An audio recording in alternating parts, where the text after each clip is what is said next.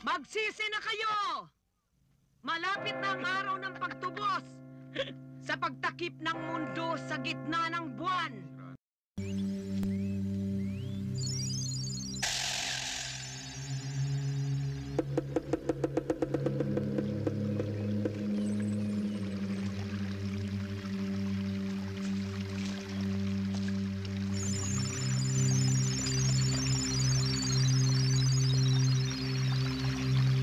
Lalo na kapag gabi, kapag kabilugan ng buwan, gutom na gutom ang mga aswang.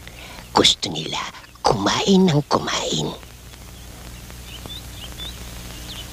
Kapag nagsimula ang pagliit ng buwan, humuhupa rin ang kanilang pagkagutom, pati na rin ang kanilang lakas at kapangyarihan.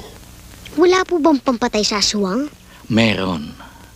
Kailangang masugatan ng malubha ang aswang.